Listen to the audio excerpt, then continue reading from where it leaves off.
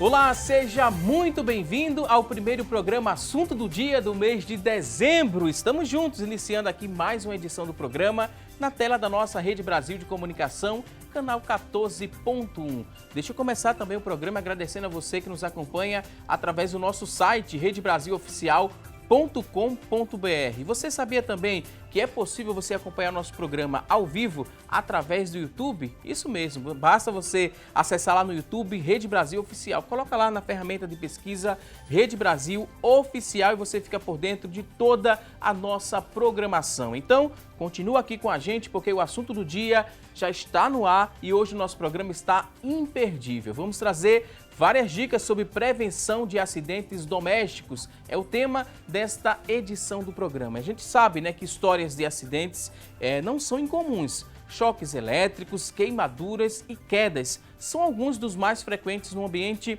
onde deveria haver um conforto e segurança, a nossa casa. Mas, segundo especialistas, grande parte desses acidentes podem ser evitados, sabia como? Por meio de organização, atenção e cuidado. Para conversar conosco sobre o tema, para falar sobre prevenção de acidentes domésticos, estamos recebendo aqui no nosso estúdio o Tenente Werben Monteiro. O Tenente Werben, ele é chefe da Divisão de Ações Preventivas do Corpo de Bombeiros Militar de Pernambuco. Aqui no nosso estúdio também vamos ter um papo muito especial. Vamos conversar com o Dr. Petros Andrade Lima. Dr. Petros, ele é cirurgião do trauma e coordenador do Núcleo de Educação Permanente do SAMU. Então, daqui a pouquinho vamos começar aqui o nosso bate-papo de hoje, mas agora você tem voz ativa, você já vai interagir com a gente respondendo a nossa enquete. Hoje temos uma pergunta bem objetiva para você responder e a pergunta vai ser lançada a partir de agora aqui na nossa tela. Queremos saber de você o seguinte: você já fez alguma modificação aí dentro de sua casa para evitar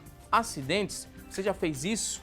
Teve essa preocupação e essa iniciativa de mudar alguma coisa dentro de casa para evitar acidentes? Liga pra gente, participa aqui do nosso programa. Nossa linha interativa é o 3797-9528. 3797-9528, você liga, responde aqui nossa pergunta. Também já pode aproveitar a oportunidade de mandar sua dúvida sobre o tema. Daqui a pouquinho, nossos convidados terão o maior prazer em responder a sua dúvida sobre o assunto. Se você tem acesso à internet, você pode entrar na nossa fanpage, está no facebook.com/assunto do dia. É o nosso espaço na internet para você deixar seu depoimento, sua pergunta e também para responder a nossa enquete do dia. 99209-4819 é o nosso WhatsApp. Participa aqui com a gente, 99209-4819. No WhatsApp você pode mandar várias perguntas, porque daqui a pouquinho nossos convidados vão interagir com você que está em casa também. E a gente volta a lembrar você que está em casa que as crianças são curiosas e imprevisíveis. Basta um minuto aí de desatenção que elas escapam da nossa vista. Sendo assim, é preciso proteger e adaptar também a casa para evitar acidentes. Segundo a organização Criança Segura, as maiores causas de óbitos com crianças são causadas, sabe por quê? Sufocamento ou afogamento. Enquanto isso, a maior causa de hospitalizações é devido a quedas, principalmente para a faixa etária entre 10 e 14 anos de idade. Mas como a gente consegue evitar esses acidentes, né? Vamos aprender agora a partir deste momento com os convidados de hoje. Quero dizer que é um prazer recebê-los aqui no nosso programa. Tenente Werben Monteiro, seja muito bem-vindo mais uma vez aqui ao nosso espaço. É uma satisfação estarmos aqui e levar para as pessoas as orientações de prevenção, porque a melhor prevenção é a informação. Queria também dar boas-vindas ao Dr. Petros Andrade Lima. Seja muito bem-vindo também aqui ao nosso espaço, doutor. É um prazer estar aqui discutindo um tema tão relevante, tão comum na nossa sociedade e que precisa de informação para ser evitado. É simples evitar um acidente? Falta o quê? Falta mais atenção da população. A casa, por exemplo, que é o lugar que a gente pensa, né, que não pode acontecer acidente, mas a gente pensa de forma errada. Os acidentes, os mais comuns, acontecem dentro de casa. Isso envolve criança, envolve também idosos principalmente. Como é que a gente começa a se prevenir no local que poderia, né, e deveria ser o mais seguro, que é a nossa casa, tenente? É impressionante, né? Quando a gente consegue buscar estatística.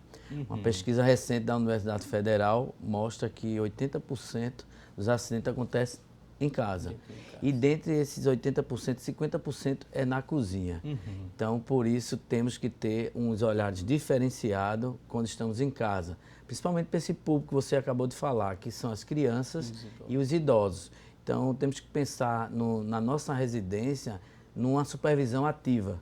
E lembrar que algumas coisas têm que ser modificadas, porque quando chega a criança ou chega o idoso, alguns olhares têm que ser diferenciados para aqueles objetos que pertencem à sua residência. Por que esses acidentes domésticos eles são mais comuns com crianças e idosos? A criança é por conta da noção do perigo, que ela não tem muita noção do perigo e se arrisca mais, doutor? Sem dúvida, os extremos de idade eles são mais comumente acometidos pelos acidentes domésticos. No caso das crianças, é o conhecer o mundo. Então, a falta de conhecimento dos riscos, os perigos envolvidos. Então, é comum que as crianças elas se debrucem mais sobre os pertences da casa. Já nos idosos, nós temos uma situação diferente. Na população idosa, nós temos uma perda de capacidade funcional. Então, nós temos um paciente, uma pessoa que tem uma agilidade menor, uma visão menor e que pequenos objetos largados no chão, ou tapetes, ou coisas que podem impedir um caminhar mais tranquilo, termina resultando em queda. Esses são os principais motivos dessas duas populações distintas, diferentes. Quando esses acidentes acontecem, né, com crianças ou com idosos, são acidentes simples ou variam dos mais simples aos mais graves? Depende muito, né? A questão do trauma. Por exemplo, uma criança, ela caindo da sua própria altura já é um trauma considerado. Né? E lembrando que o bebezinho, na sua estrutura, a cabeça já é mais pesada do que o corpo. Por isso que ela tem que ter uma supervisão bem ativa. E caindo, tem que ter os cuidados necessários e as observações para ser repassado num ambiente hospitalar. Como, por exemplo, se essa criança sangrou, se ela vomitou, né? Então, se há uma deformidade óssea, por exemplo, se houve uma estrutura óssea com deformidades, tudo tem que ser repassado no ambiente hospitalar, para que a intervenção realmente ela seja precisa. Agora, é importante também que as pessoas estejam em casa, ela lembre dos números de emergência, né? Porque para quem chamar, então o SAMU 192 e o Corpo de Bombeiros 193, esses profissionais são capacitados para dar um atendimento antes de chegar ao hospital. Importante, né? Repassar essas informações lá no primeiro atendimento. Importante também a gente lembrar a nossa população que muita gente cresceu ouvindo que em questão de queda, acontecendo uma queda, essa pessoa que se envolveu nesse acidente não pode dormir. Tem alguma verdade nessa afirmação que praticamente, né, todo mundo já ouviu falar nisso? Caiu, bateu a cabeça, não pensa em dormir porque pode trazer uma complicação maior. Na verdade, não existe essa obrigatoriedade de não dormir.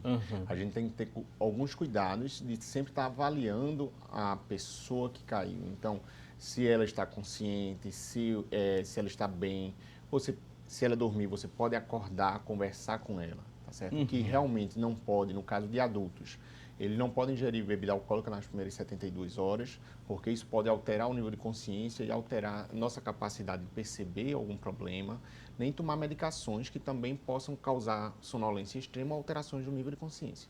Nessas primeiras 72 horas, isso não é recomendado. Nas crianças, a gente deve evitar as medicações que alterem o nível de consciência.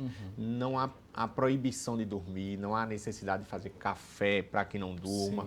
Coisas desse tipo realmente não tem a necessidade. Tem que se olhar a criança ou adulto, se está bem, se está consciente, consegue conversar, se mantém-se acordado, alerta, por assim dizer. Por mais simples que seja esse acidente, ele tem que ser comunicado? Com certeza. Muitas das pessoas, por exemplo, elas sofrem um acidente e deixam de encaminhar aquela pessoa ao hospital. Quem tem que dar o diagnóstico final é a equipe médica. Então, não substitua o profissional. Muitas vezes você, por exemplo, sofre uma queimadura em casa e aí quer utilizar alguns procedimentos que a avó passou ou que viu pela internet. Então, não substitua o profissional. Sofreu o acidente, tem que sim levar ao hospital para que a equipe especializada ela dê o diagnóstico preciso daquele acidente. E quando se dá o diagnóstico, muita gente também teme, né, doutor Petros, a questão de bateu a cabeça em qualquer lugar, o médico vai dizer que foi um traumatismo. E as pessoas ficam preocupadas porque eu vi traumatismo craniano, né? é algo muito perigoso, mas nem sempre, às vezes pode ser um trauma leve, para a gente acalmar também a nossa população que escuta isso como diagnóstico. Não tenha dúvida, o traumatismo craniano ou crânioencefálico não necessariamente vai ser sempre um trauma grave. Muitas vezes a simples observação pelo período de 12 horas é o suficiente. Algumas vezes, se houve um comprometimento maior, um desmaio, vômitos persistentes, aí sim, a gente vai precisar de tomografia, etc. Mas não quer dizer que o traumatismo craniano ou crânioencefálico obriga necessariamente internamento, obriga cirurgia. Então, tem que se ter a tranquilidade. Como foi bem colocado, sempre uma avaliação de um profissional é que vai nos mostrar a necessidade ou não de exame complementar, tomografia ou internamento. Acho que o maior desafio é ter essa tranquilidade, né, tenente? É importante ter mais de uma pessoa também naquele processo para tentar auxiliar, né, até que chegue esse socorro, porque enquanto o parente mais próximo do acidentado fica com o nervo, né, a flor da pele ali, fica alterado, ansioso e com medo que algo aconteça, é bom chamar um vizinho, é bom chamar alguém, uma segunda pessoa para tentar contornar aquela situação e acalmar também essa mãe ou esse pai? A palavra-chave é essa, é calma, né? Tem que ter uma pessoa que esteja calma diante da situação, porque imagine realmente a mãe ou o pai envolvido no cenário, ele realmente pode estar emocionalmente descontrolado. E aí tem que ter uma pessoa que seja ou da família ou fora da família com esse potencial de estar tranquilo, até para falar com o atendente do SAMU, do Corpo de Bombeiros, para realmente falar a real situação. E como o doutor Prestes disse bem precisamente, que as pessoas, lembre-se, o acidente aconteceu, mas elas têm que ser conduzidas e ter uma avaliação precisa daqueles profissionais. Então, calma. Se você tiver conhecimento, melhor ainda, porque você vai passar precisamente para quem está atendendo, está recebendo essa ligação, o possível até atendimento via telefone antes da chegada do socorro especializado, que isso é importante. Porque muitos procedimentos são informados, né? Como proceder naquele um engasgo, uma contenção da hemorragia, né? Até a chegada da equipe especializada, é importante. Então, se você tem conhecimento e recebe essas orientações do profissional capacitado, é importantíssimo, porque o atendimento pré-hospitalar, ele salva vidas. E também tem alguns limites, né? Por mais explicações ali que o atendente esteja passando, né? É importante você obedecer a alguns limites, principalmente quando se trata de quedas, por exemplo, né, doutor? Tem alguns limites que a gente poderia dizer para quem está em casa, até onde essa pessoa que está, né, com toda a boa vontade ajudando, ela pode ir? Sim. Na verdade, a gente precisa se lembrar que uma pessoa que caiu de uma altura, ele não deve ser mobilizado até a chegada do pré-hospitalar. Existe a possibilidade de fraturas da coluna, que a mobilização inadequada desta pessoa pode piorar a situação. Uma outra coisa muito importante, para pessoas inconscientes, adultos ou crianças, nunca dá nada para se beber ou comer. É extremamente comum a gente ver as pessoas quererem dar água com açúcar ou alimentos açucarados para pessoas inconscientes. Isso pode piorar bastante a situação, tá certo? Então, esses limites, e aí, como bem colocou o tenente, tudo isso é passado na hora da regulação, na hora que se liga para 192, 193, o atendente ele sempre dá as orientações necessárias e essas orientações elas devem ser seguidas. São essas orientações, seja para iniciar um processo ou para não fazê-lo, que faz muita diferença no atendimento àquela vítima. Faz também diferença o tempo, né, desse socorro.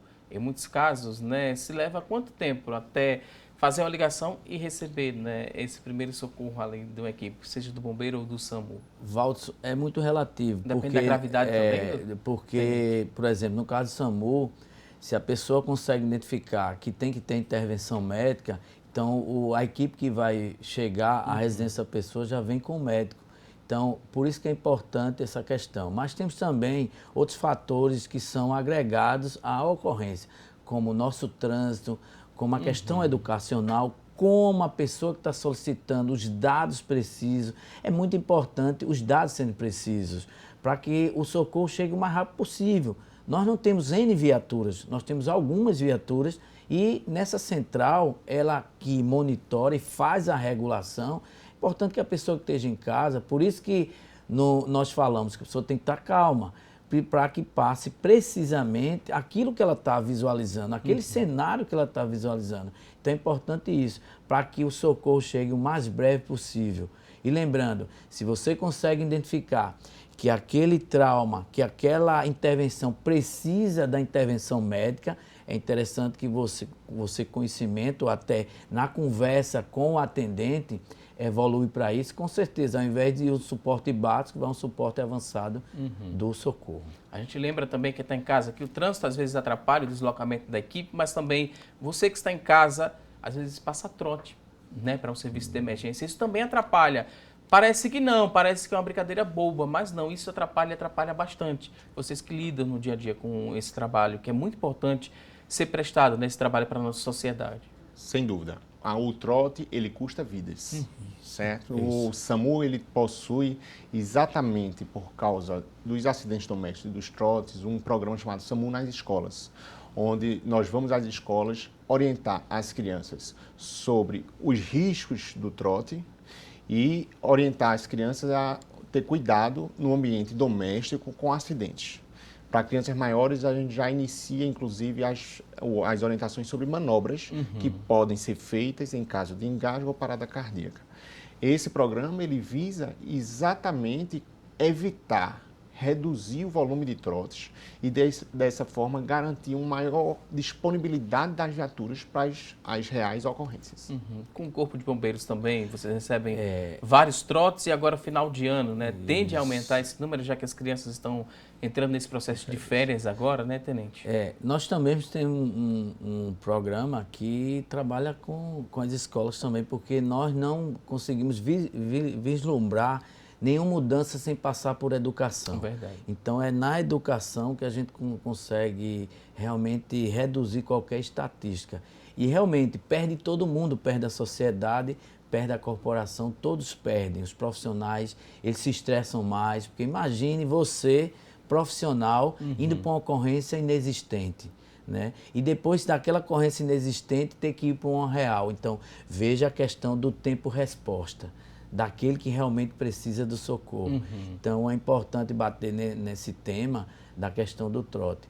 Mas nós, incansavelmente, sempre iremos às escolas, às instituições públicas e privadas, informando da importância que as pessoas têm nesse sistema chamado socorro, que aí, como bem o Dr. Preto disse, salva vidas. Então a gente na verdade, num círculo onde existem vidas envolvidas e vidas não têm preço. E as crianças se tornam multiplicadoras da informação, isso é muito importante, não só do procedimento a ser adotado, como também, né, dos números, que as crianças, como estão ali com as mentes, né, bem livres ali de muitas informações, elas decoram esse número, guardam e quando se necessita, né, de acionar um socorro, ela tem na ponta da língua a resposta e isso é muito importante, a gente, né, levar essa informação para essas crianças nas escolas. Sem dúvida, são as crianças que levam para casa a informação da importância do serviço do SAMU, dos bombeiros, dos números de atendimento, essas orientações básicas de cuidados com acidentes domésticos, né? Então eles atuam em casa e na comunidade onde moram, de forma a ampliar toda essa educação que é passada pelo SAMU. Daqui a pouco a gente vai trazer mais informações para prevenir esses acidentes domésticos. Vou pedir licença agora aqui aos nossos convidados. Agora vamos a um rápido intervalo. Daqui a pouquinho tem mais informações no assunto do dia. Até já!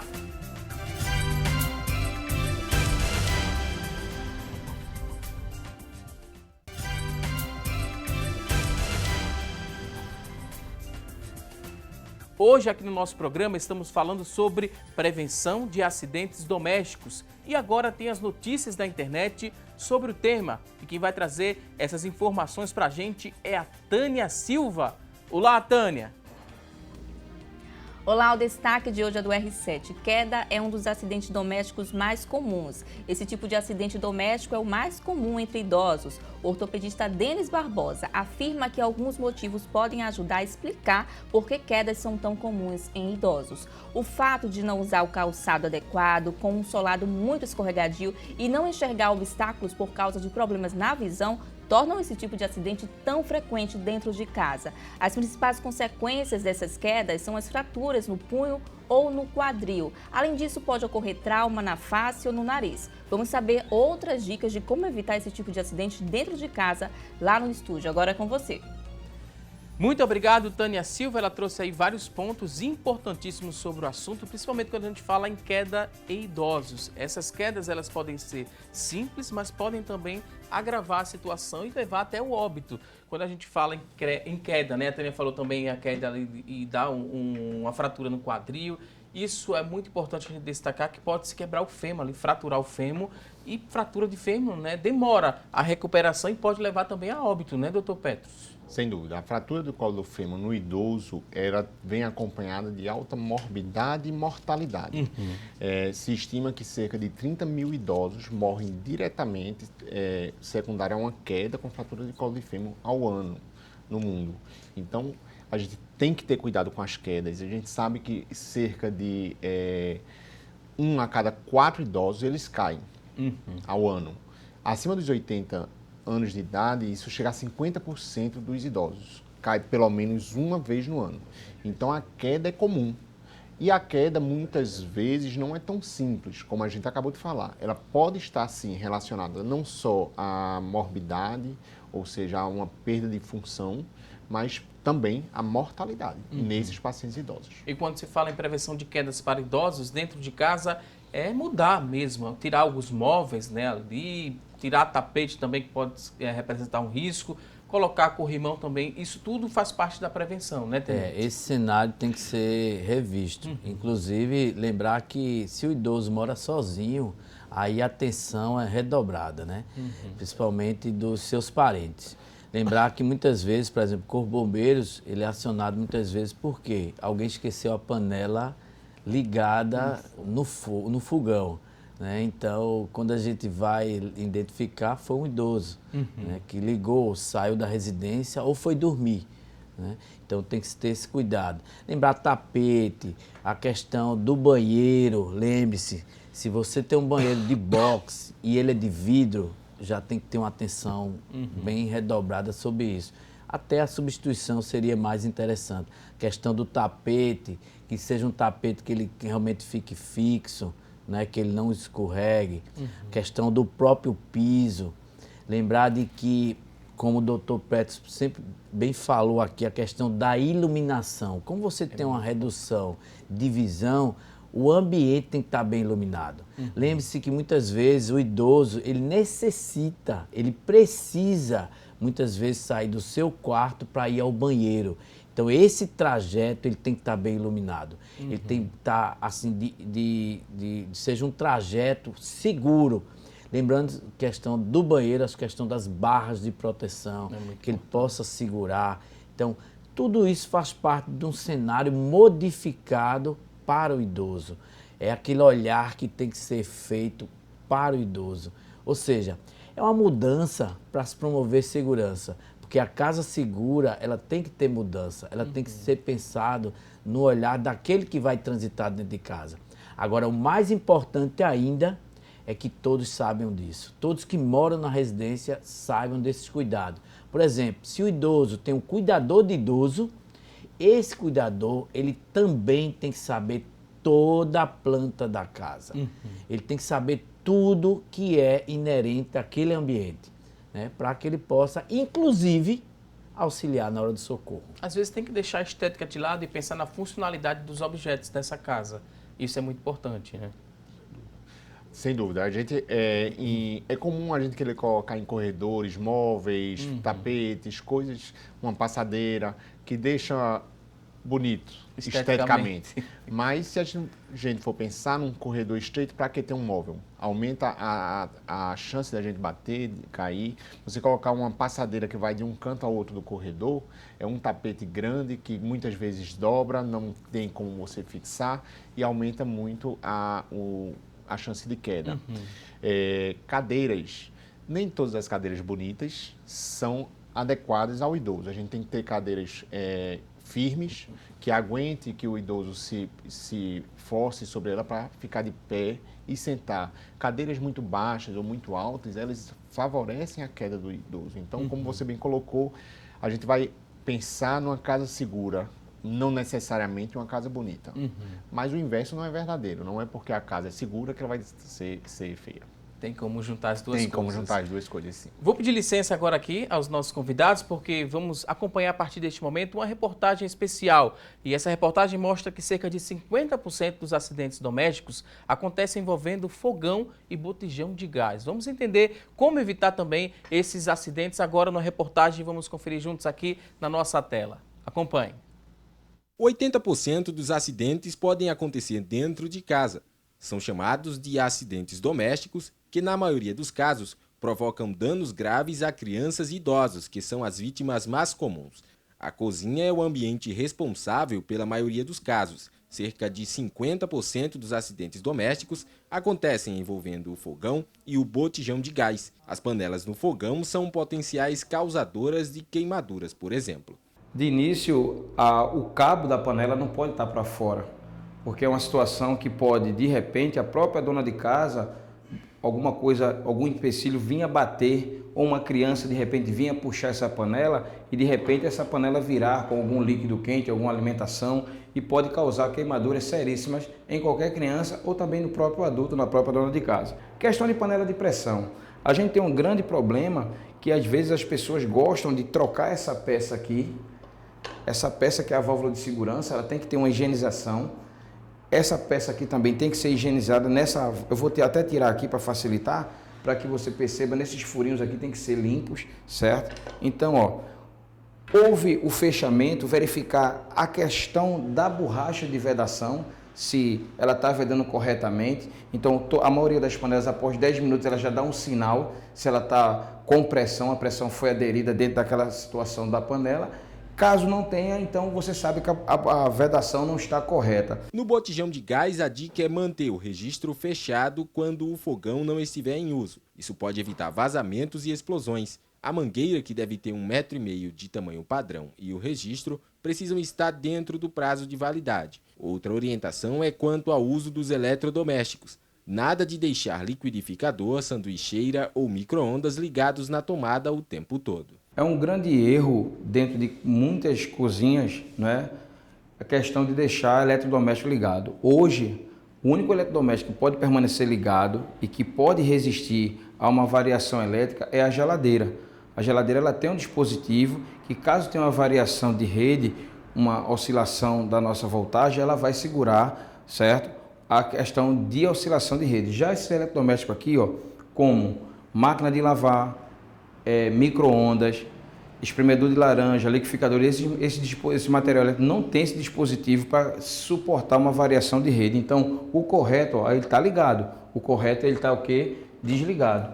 Quando é que eu vou ligar ele? Quando eu for utilizar. Eu vou aquecer algum tipo de alimento, eu vou e coloco ele lá, ligo, terminou, eu desligo. O emaranhado de fios é um perigo presente na maioria das casas, principalmente no uso inadequado das tomadas. Temos aqui o computador, tem questão do telefone, então isso vai dar uma sobrecarga, vai aquecer e com certeza tem um risco de ter um incêndio aqui nesse local. O correto é você usar aqueles filtros de linha, que são um material que a gente chama até de régua, que já tem um próprio dispositivo, que caso haja uma sobrecarga na rede, ele vai automaticamente salvar todo o equipamento. Outro grande vilão também, além de um alto consumo de energia elétrica, é o ferro elétrico, que as pessoas gostam de utilizar e deixar ele conectado. Então, geralmente, deixa assim, um alfazer, de repente, uma dona de casa dá um descuido, deixa ele nessa posição, em cima de uma roupa, ou então ele mesmo ligado, mas deixa ele conectado direto na tomada. E aí vai chegar uma hora que ele vai esquentar e pode também causar um acidente dentro de casa. Lembrando que cada celular tem que ter o seu carregador. Não existe ainda no mercado nenhum carregador universal. Nós somos hoje grandes dependentes de celulares. Então, vá usar o carregador, procure usar o carregador específico do seu aparelho, evitando assim acidentes e principalmente uma sobrecarga na sua bateria. É preciso ter cuidado também com o risco de quedas, principalmente em idosos. Dados do Sistema Nacional de Saúde revelam que 1/3 dos atendimentos por lesões traumáticas nos hospitais do país ocorre com pessoas com mais de 60 anos. 75% dessas lesões acontecem dentro de casa. 34% das quedas provocam algum tipo de fratura. O tapete que você vai utilizar ele tem que ser antiderrapante. Ele é um grande vilão, tanto dentro de banheiros, para você que tem idoso dentro de casa, pai, mãe, avós. Então tem que ter um piso antiderrapante com aquele suporte para os idosos, ter uma segurança melhor para utilizar o banheiro e principalmente no quarto. Ele no quarto é um grande vilão, porque você, quando mal você acorda, você pode botar o pé e de repente você pode sofrer um deslizamento e esse deslizamento você pode bater com a cabeça. O uso inadequado de escadas e cadeiras, como escadas improvisadas, também são um problema. Segundo o Corpo de Bombeiros, o ideal é ter em casa uma escada doméstica do tipo tesoura com até 3 degraus. Em qualquer caso de acidente, o ideal é ligar para 193 ou procurar uma unidade de saúde o mais rápido possível.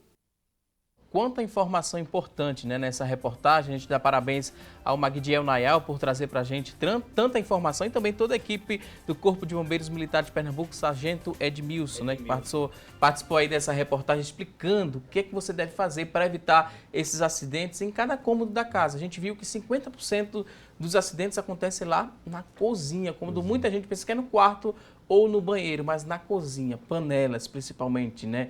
O botijão de gás agora também, e a gente teme porque teve uma nova alta no preço aí do botijão de gás, as pessoas às vezes começam, né, a cozinhar com álcool, às vezes a lenha também, e isso também tem um risco e um perigo muito grande.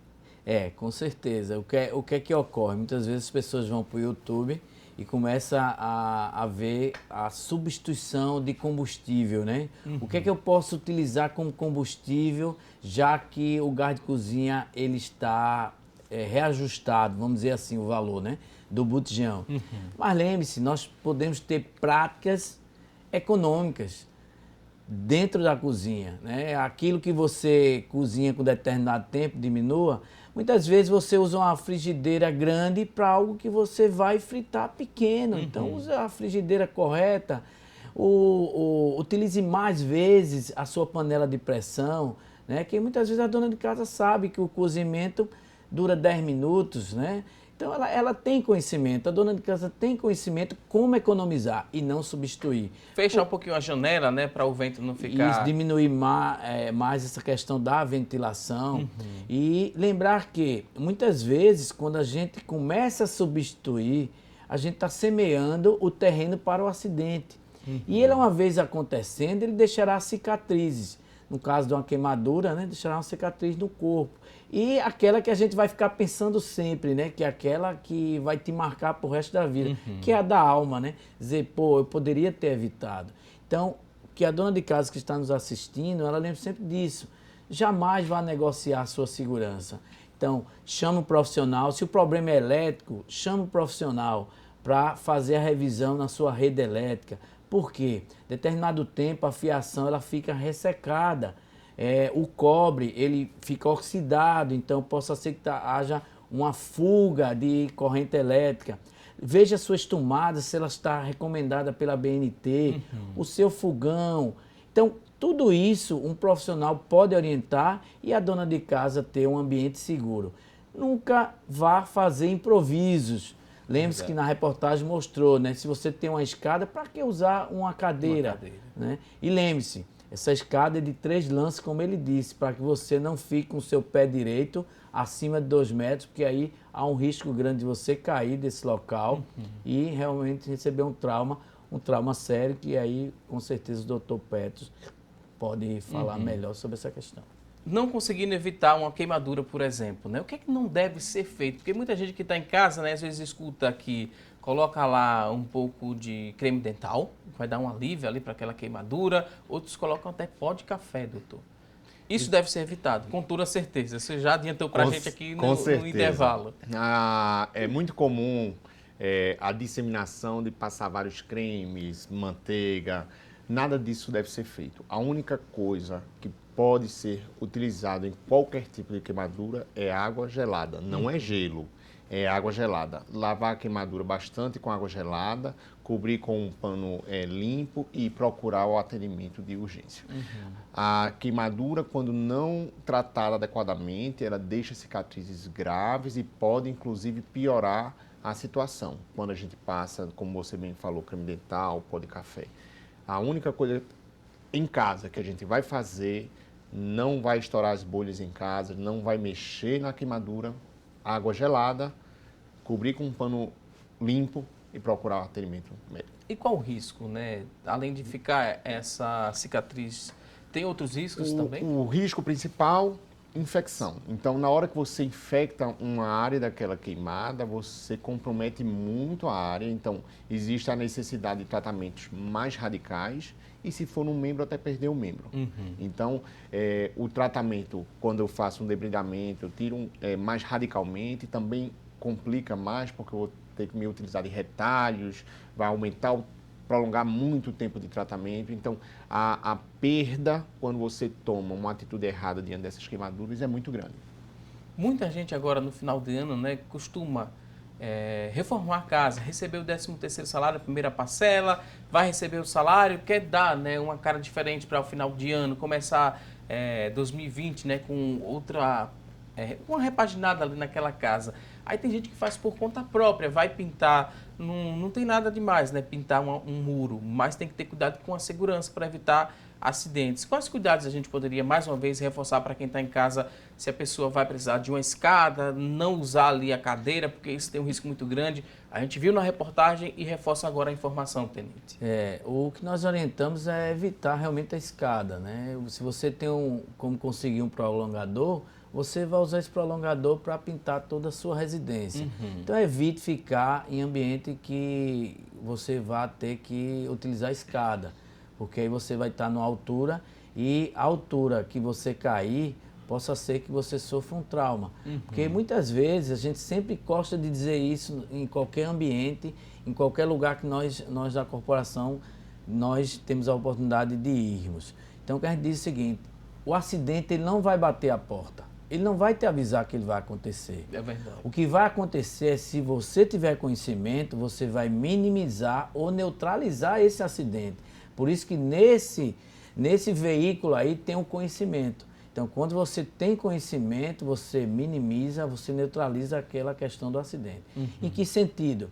Quem tem conhecimento se previne. Vamos falar bem claro aqui. Por exemplo, as mulheres. Se formos atrás de estatística de afogamento, você vai encontrar pouquíssimas mulheres que sofreram o afogamento. Se você for para a questão de acidentes relativo a algo que envolva álcool, você também vai, porque combinação com álcool nunca dá certo, né? Que você botar álcool nunca vai dar certo. Isso é praia, isso é volante, o que você associar ao álcool, inclusive o Dr. Petros falou muito bem, né, que muitas vezes até o diagnóstico fica difícil para a equipe médica em termos de diagnosticar. Então lembre-se, se você vai fazer uma reforma em casa, primeiro ponto, chame profissional, não faça improviso, não faça o ajeitado, como a gente diz, né? O barato sai caro. O barato sai caro.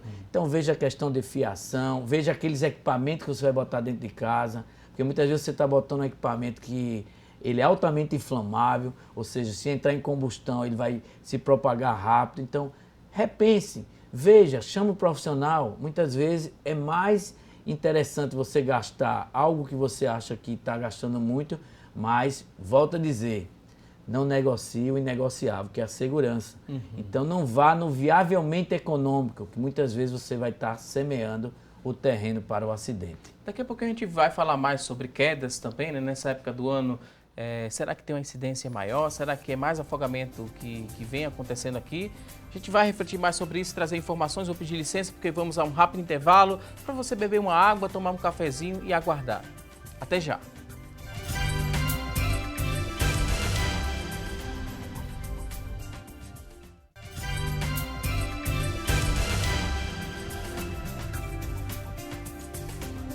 Já estamos de volta com mais assunto do dia, hoje falando sobre prevenção de acidentes domésticos. Então você que está em casa pode colocar em prática todas as orientações que estamos repassando aqui no programa, porque não é nada fora do seu alcance. tem que ter interesse, tem que pesquisar, tem que anotar algumas coisas para você seguir aí e deixar a sua casa livre, né, dos riscos que podem acontecer aí, algum acidente. Você pode, através da informação, evitar um óbito, por exemplo. A gente vai trazer agora mais informações, temos alguns tópicos que você pode fazer no seu banheiro, por exemplo, para evitar que esse acidente aconteça. A gente vê aqui, né, essa barra de ferro que deve ser utilizada só com idosos ou não? Já posso colocar na minha casa para toda a família já ir se adaptando? Como é que a gente poderia explicar sobre esse cômodo da casa que também acontecem alguns acidentes no banheiro? É importante porque um dia iremos chegar nessa boa idade, né? Então é importante que já se semeie essa cultura, né? Porque você imagine eu esperar o acidente acontecer para poder utilizar esse equipamento, né? Essa barra de proteção. E o comum é isso, muitas vezes o idoso se acidenta para depois se colocar a proteção. E deve ser o contrário, né? Você deve, inclusive, justamente com os familiares, produzir esse conhecimento para que se evite o acidente e tenha esses equipamentos já antecipadamente. E aqui na nossa cidade, no nosso estado, o acidente no banheiro é comum? Tem muitas ocorrências de acidentes? É muito comum. A queda de idoso no banheiro, infelizmente, é muito comum. É comum porque o uso de tapete não derrapante, é comum porque não há barra de proteção, é comum porque a iluminação dos banheiros são ruins e aquela colocação já previamente pelo tenente que o idoso, ele vai à noite para o banheiro. É verdade. E aí, às vezes, um cuidado muito pequeno. O interruptor da luz, ele não fica na entrada, ele fica no meio. Então, ele tem que andar alguns passos até conseguir acender. E isso é causa de queda. Para o idoso, o ideal é não ter box de vidro, que seja cortina. Porque também, caso aconteça um acidente, a cortina tem um problema muito menor, muito menos grave do que um box de vidro que se despedaça em cima do idoso. Então, a gente, na verdade, no banheiro, a gente precisa barra de proteção, de força, retirar box, colocar cortina, iluminação. O ideal seria, inclusive, com fotossensor, que assim que se adentrar o ambiente, ele já acendesse. E, por fim, evitar tapetes que escorregam. Porque se o idoso, né, vai durante a madrugada e cai, dificilmente alguém vai perceber, só vai notar, né, a queda no dia seguinte. Isso pode agravar ainda mais a situação. Isso, aquilo que eu falei anteriormente, principalmente se ele morar sozinho, aí se torna mais grave ainda. E é bom salientarmos que é interessante que o idoso tenha um celular sempre próximo dele, para o socorro. É verdade. Lembrando que não é interessante que o idoso, ao dormir, ele deixe a porta fechada, porque caso ocorra um acidente desse, como é que será dado socorro? Então é interessante alguns cuidados prévios para o idoso. É bem falado pelo Dr. Petros, que essa questão do sensor de presença é importantíssimo, não só no banheiro, mas todo o ambiente, porque ao ele se aproximar, essa iluminação já vai estar presente. E lembrando que é importante, todo cuidado, todo o ambiente ele tem que ser pensado para aquele idoso. Porque o que é que ocorre muitas vezes? Muitas vezes você, filho ou filha, o seu pai ou a sua mãe vem morar com você. Então, lembre-se, vai ter que tudo ser mudado, vai ter que tudo ser um olhar diferenciado. Então, é aquela quina, aquele móvel que você acha bonito com ponta de vidro, tem que ser trocado. A questão do box, como o doutor falou, o doutor Pérez falou, jamais, porque é bonito para o ambiente, mas perigoso para o idoso. Né? Assim como para a criança, jamais deixe a criança tomando banho sozinha. Né? Por quê? Porque existem várias coisas que ela pode se acidentar dentro do banheiro. Então, tudo que tiver no trajeto do idoso, que ele faça, porque muitas vezes o idoso, ele é comum fazer o mesmo trajeto, né? Ele memoriza os mesmos trajetos. Então, tudo que tiver no caminho dele tem que ser repensado para evitar o acidente.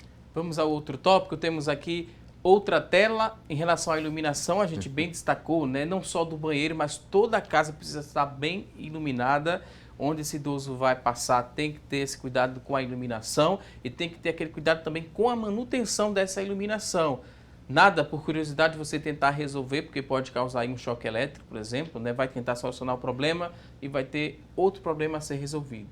Então faça a manutenção, busque, né, quem mexe com iluminação para você não ter problema. Barato às vezes sai caro, mas às vezes a gente volta a repetir aqui no programa. Isso.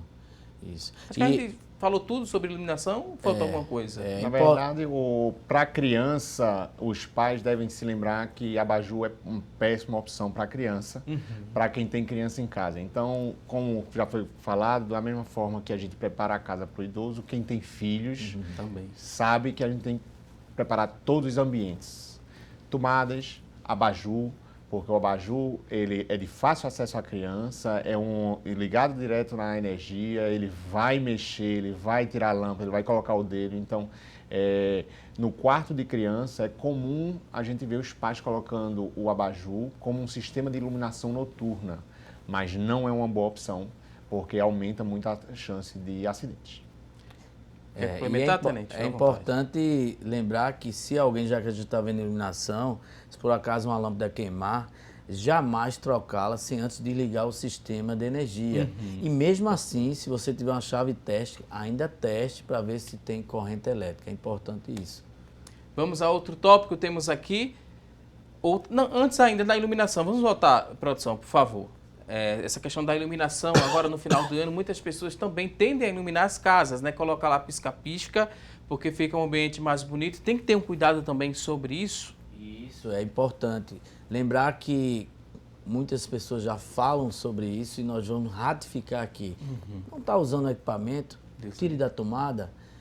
Lembre-se onde é que vai estar essa sua árvore, essa iluminação sua, né? Onde é que vai estar esse enfeite natalino seu, para que não seja no trajeto de pessoas e principalmente de fácil acesso para as crianças, porque acidente ele tem faixa etária, né? Então aquilo que a criança consegue tocar, consegue colocar a boca, aí é que está o perigo. Então cuidado naquilo que você coloca em sua residência, em especial a questão desses enfeites natalinos. Às vezes até alguns remédios que as pessoas, né, guardaram do ano passado, vão colocar agora, mais um fio lá se partiu, a pessoa vai e coloca um remédio por conta própria, também é um risco. Trocar lâmpadas dessas árvores de Natal, dessas iluminações de Natal, né, quando não se deve, fazer remendos de um para o outro.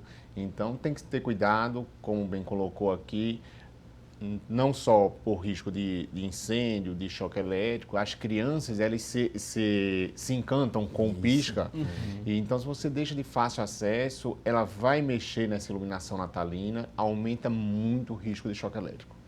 Vamos aqui a outro tópico, agora sim a gente segue falando sobre as escadas. Tem escadas em casa, então preste muita atenção. A gente vê aqui que é a forma ideal, né, de se ter essa escada. Tem lá essa proteção. Na escada tem o corrimão.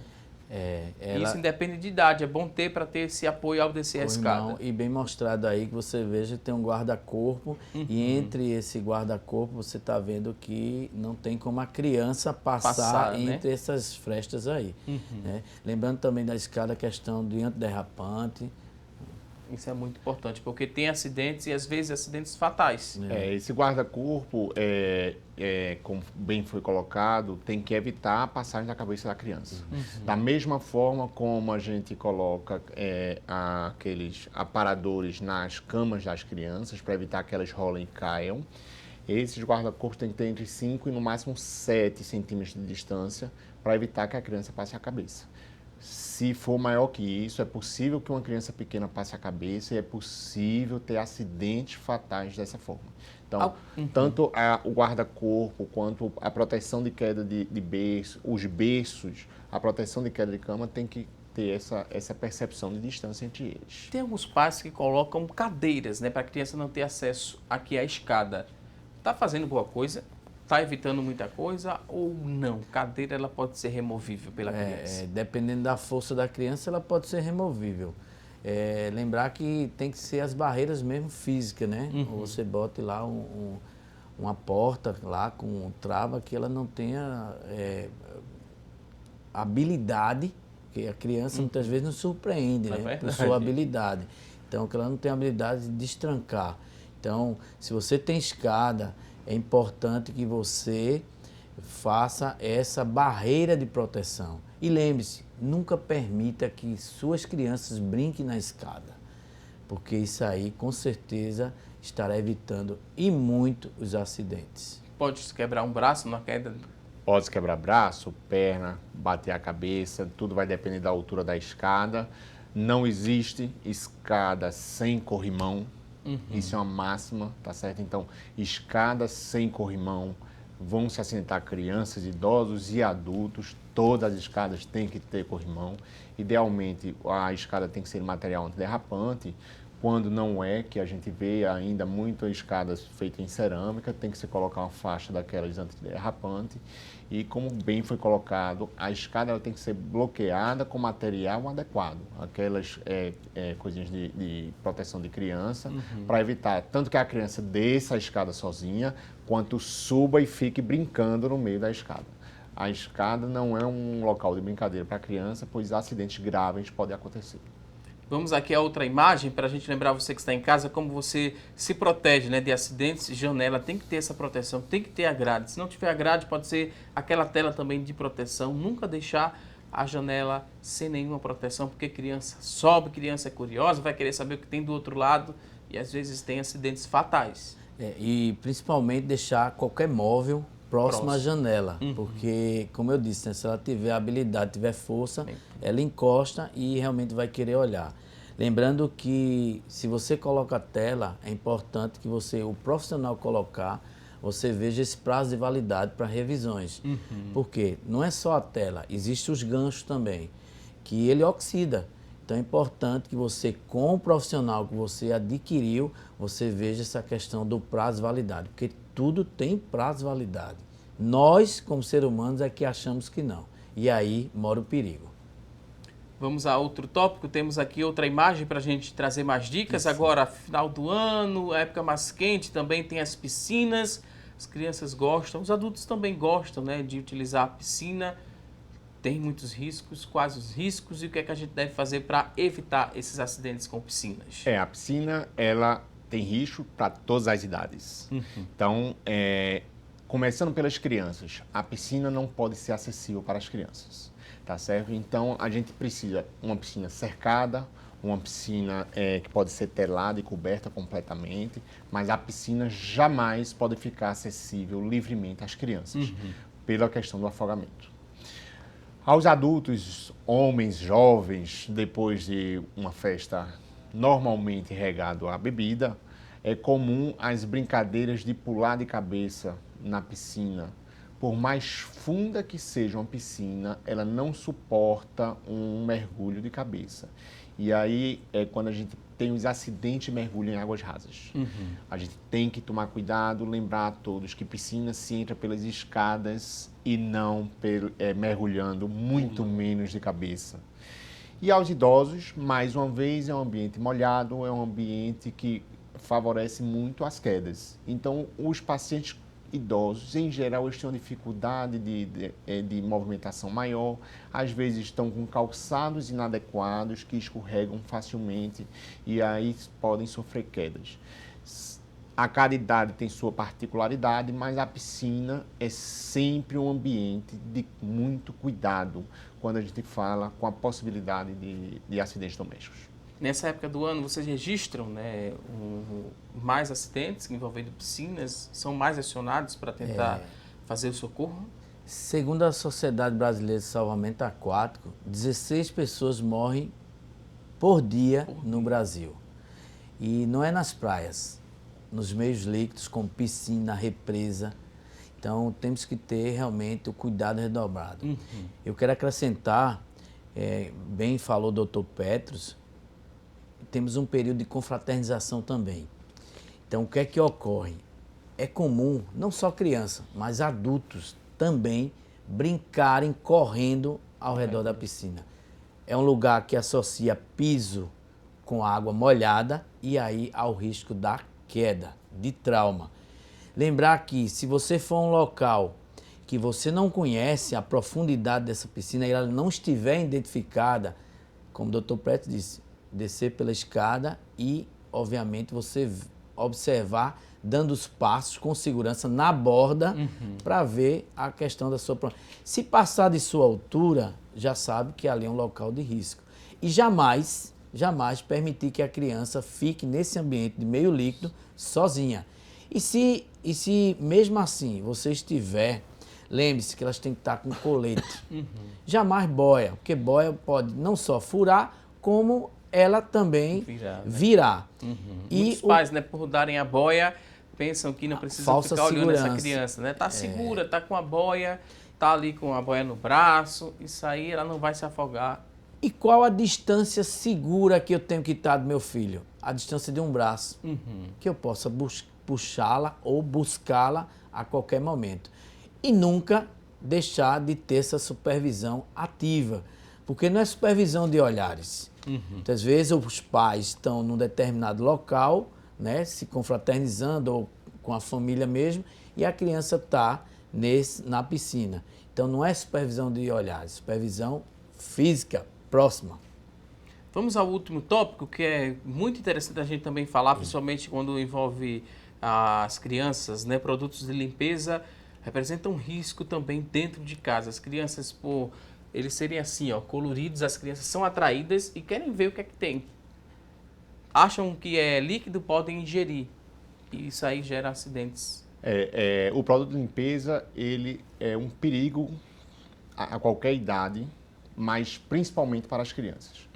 Produtos de limpeza, eles nunca podem estar acessíveis às crianças. Ou eles estão em um ambiente alto, ou eles devem estar em um local trancado. Um outro cuidado fundamental em qualquer idade é os produtos de limpeza nunca podem ser armazenados dentro de geladeira. Às vezes, as pessoas têm a percepção que alguns produtos de limpeza precisam ser guardados dentro de geladeira e, às vezes, pior ainda, fora de sua embalagem original. Isso leva a acidentes graves, tá certo? Então, produtos de limpeza não podem ser guardados fora de sua embalagem original e sempre fora do alcance de crianças, jamais dentro de geladeira. Pode trazer uma intoxicação grave. Intoxicações graves, queimaduras esofágicas e estomacais graves, tá certo? E aí a gente, inclusive, com repercussão e até morte. Então, produto de limpeza, eles, em geral, são ácidos ou cáusticos de baixa potência, mas são substâncias que têm altos níveis de intoxicação, que, como você bem colocou, para uma criança colorido, sempre é o desejo de conhecer, e a criança tem esse problema, ela conhece com as mãos e com a boca. Então, produto de limpeza sempre alto, fora do alcance de crianças ou em armários trancados, nunca na geladeira e sempre dentro de sua embalagem original, para ter a certeza que todos sabem o que estão manipulando. E qualquer acidente, né, com produtos de limpeza, o CETOX também pode ser acionado. Centro Toxicológico de Pernambuco, que atende através do 0800 722 6001. É importante você também ter esse número, 0800 722 6001. É o telefone do CETOX, que funciona nesse telefone 24 horas para você, caso tenha, né, algum acidente com produtos de limpeza, você pode ligar e ser bem orientado também sobre esse tipo de acidente que não é incomum, principalmente aqui na região metropolitana do Recife. Vou pedir licença aqui aos nossos convidados, daqui a pouco a gente volta para responder algumas perguntas. Muita gente está participando aqui no nosso WhatsApp, 99209-4819. Ainda há tempo de você escrever sua pergunta, manda para a gente. No próximo bloco vamos responder ao vivo. Até já!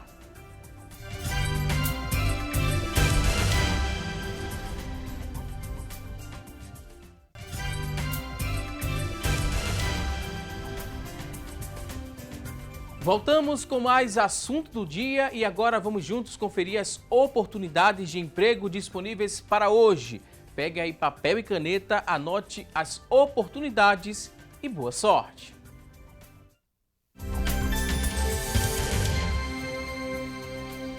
Vamos logo ao que interessa, vamos conferir juntos aqui várias oportunidades de trabalho, 21 vagas para auxiliar de cozinha 21 vagas. Exigência de ensino fundamental completo, experiência de 6 meses, R$ 1.251 é o salário, 21 vagas para auxiliar de cozinha.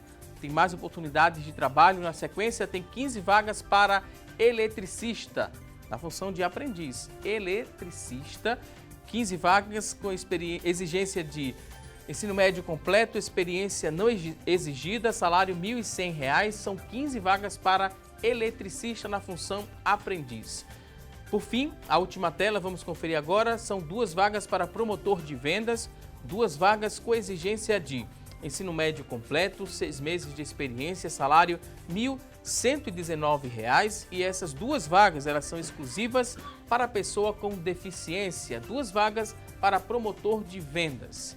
Você que está em casa se interessou por uma dessas oportunidades, elas são da Agência Estadual do Trabalho e o telefone, anote aí o telefone, é o 3183-7065, 3183-7065, mais uma vez. Desejo boa sorte para você que está em casa em busca dessa recolocação no mercado de trabalho. E a gente volta a falar agora sobre prevenção de acidentes domésticos. Temos aqui algumas participações através do nosso WhatsApp, 99209-4819. Você ainda pode escrever sua dúvida, mandar para a gente. Vamos responder agora ao vivo. Tem a dúvida da Priscila. A Priscila mora em Dois Unidos e ela queria saber o seguinte.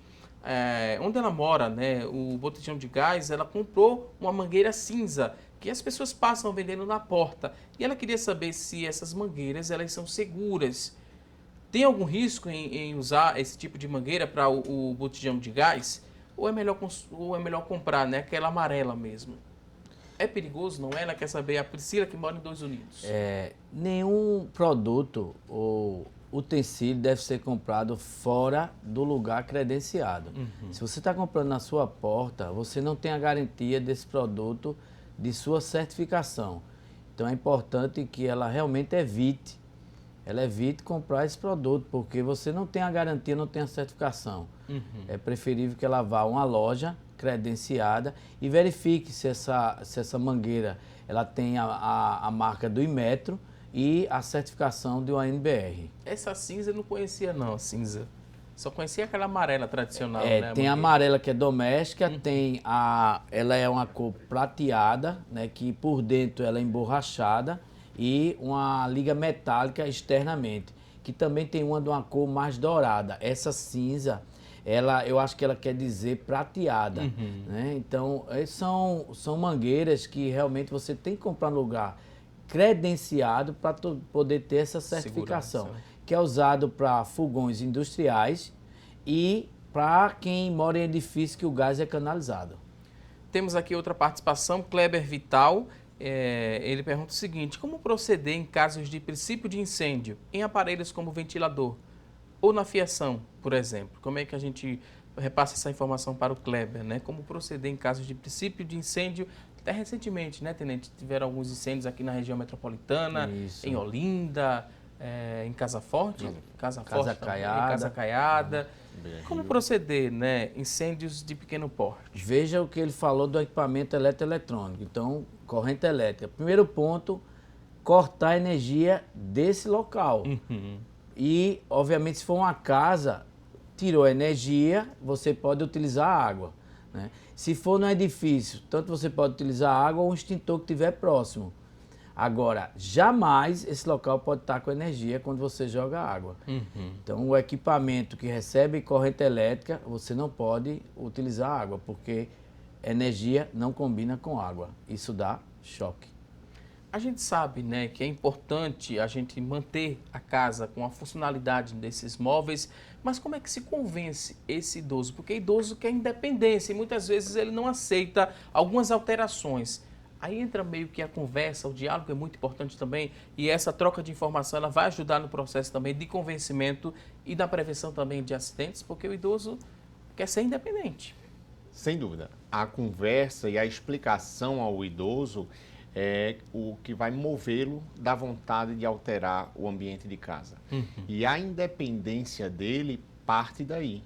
Então, é mais fácil você mostrar a ele que ele vai se tornar ainda mais dependente com as alterações realizadas na casa as alterações necessárias que vão garantir ele uma funcionalidade maior, um risco menor e dessa forma, vamos assim dizer, uma independência, morar só mais tempo ou conseguir fazer tudo o que quer sozinho, sem que haja a necessidade de ter alguém sempre do lado dele, cuidando, porque a casa não oferece condições de ele se manter sozinho. Tem outra dúvida aqui da telespectadora, ainda falando sobre a mangueira, né, do bujão de gás, do botijão de gás. Ela queria saber, essa mangueira, quem é que instala? É o bombeiro que instala ou a gente em casa mesmo que faz a instalação dessa mangueira quando passar ali o prazo de validade?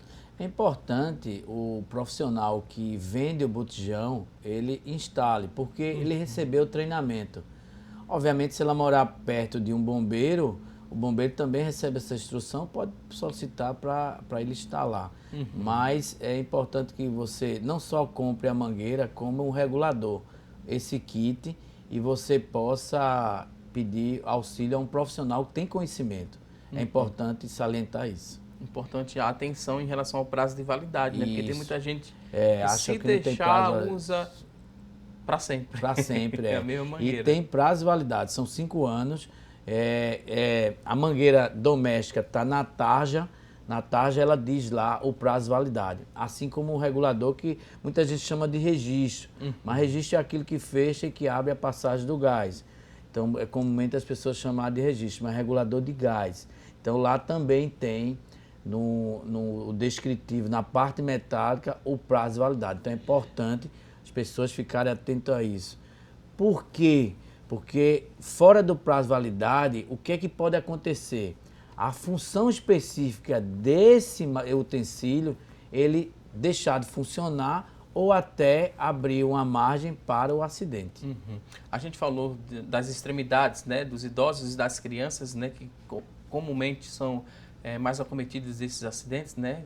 Correm mais riscos dentro de casa, mas também tem os animais de estimação. A gente esqueceu de falar que produto de limpeza, por exemplo, esses produtos às vezes atraem esses animais domésticos, né? E pode acontecer um acidente, caso aconteça, aí cabe a quem prestar esse socorro? Será que o SAMU ou é o Corpo de Bombeiros que vai ser acionado para socorrer também esse animal de estimação ou tem que levar direto para o veterinário? Como é que a gente explica isso? A gente sabe que os animais, assim como as crianças, eles têm a mania de conhecer o mundo através da boca, né? Então, como engolir pequenas partes de objeto, morder fiação e tomar material de limpeza. Os animais, eles são também vítimas, por assim dizer, dos acidentes domésticos. O SAMU, ele só presta socorro a pessoas, ainda não há o SAMU animal instalado. E o animal ele deve sim ser removido ao hospital veterinário a fim de que sejam tomadas as medidas necessárias para a situação. Vamos aqui a mais participações. Valéria de Paula, mora em Água Fria. Ela fala o seguinte, né? Ela queria registrar que a explosão foi no fogão. Na casa dela teve uma explosão, a mangueira e o regulador do gás vão vencer em 2022, mas a ajudante, né, lavou o fogão com água corrente e a água acumulou e causou ali uma explosão na casa dela. O fogão passou 6 dias no quintal, ela fala, exalando um odor muito forte de gás. Tem que ter essa preocupação, se vai lavar também o fogão, não deu para entender muito, né?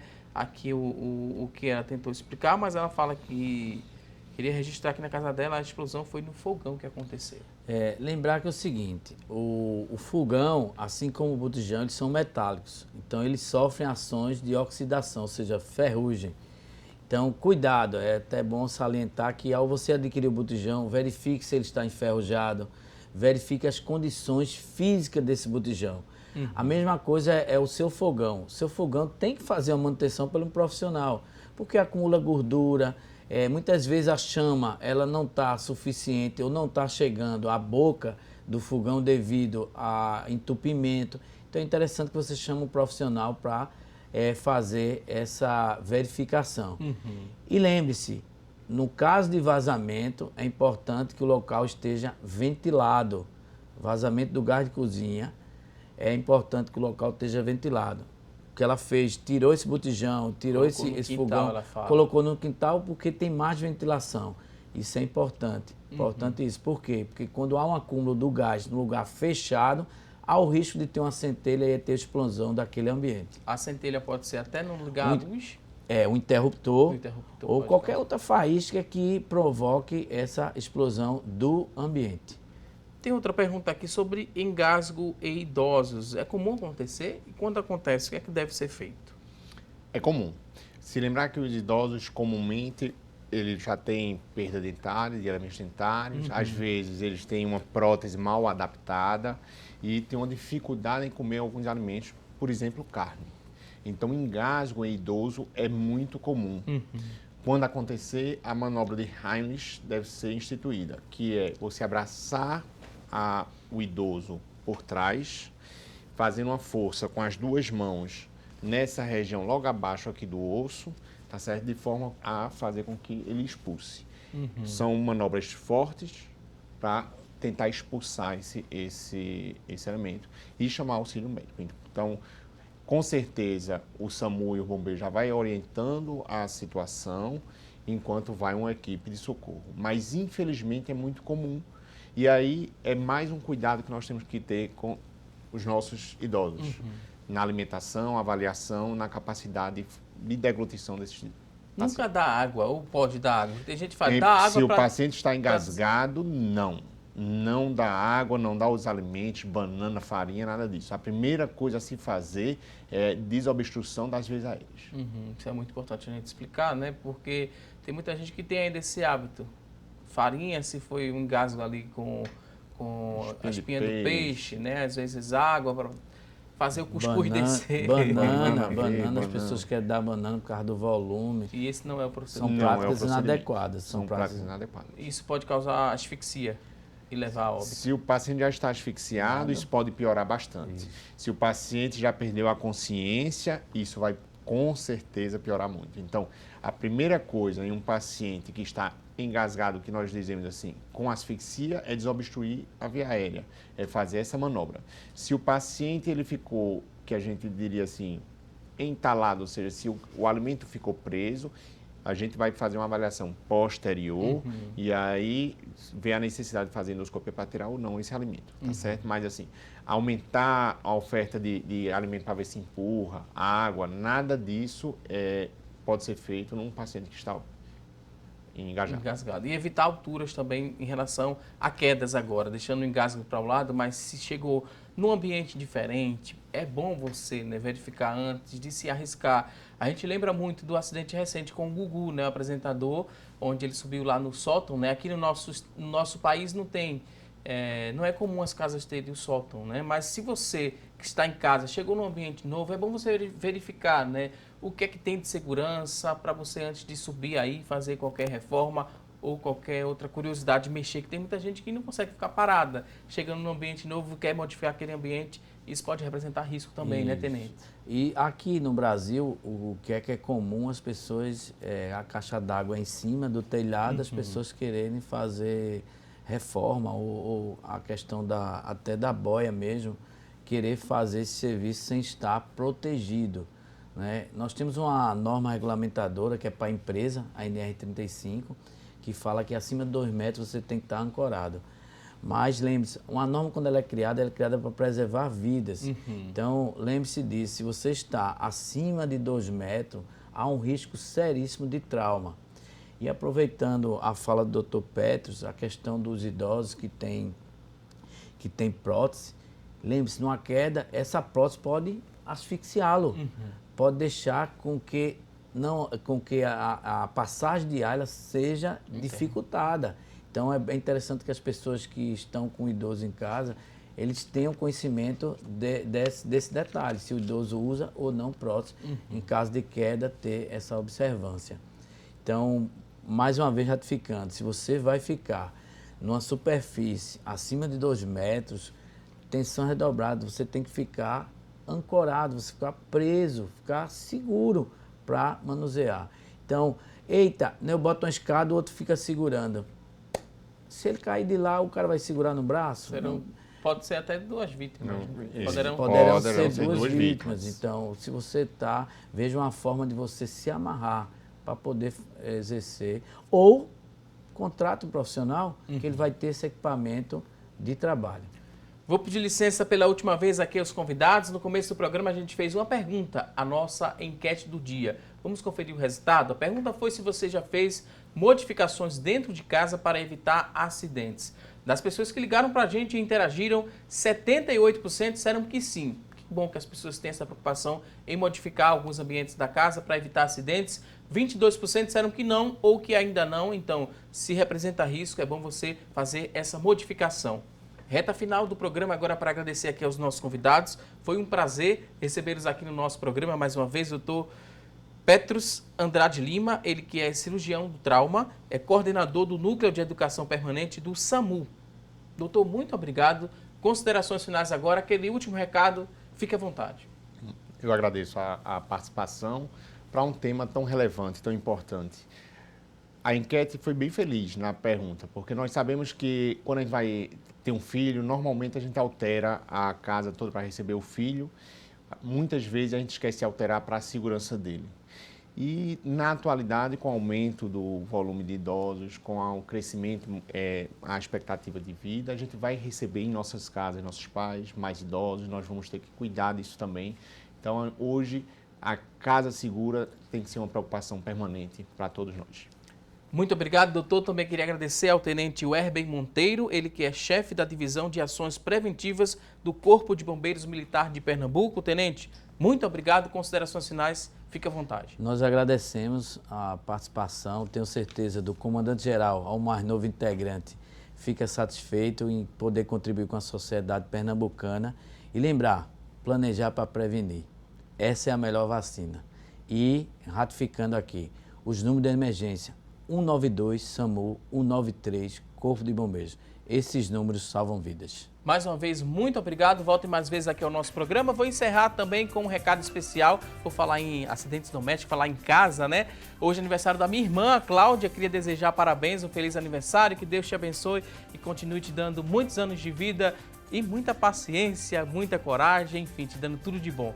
Reta final do programa, muito obrigado a você que nos acompanha aqui na Rede Brasil de Comunicação e não se esqueça que teremos um novo encontro amanhã, ao vivo, a partir das 9h30 da manhã, aqui na tela da nossa Rede Brasil de Comunicação.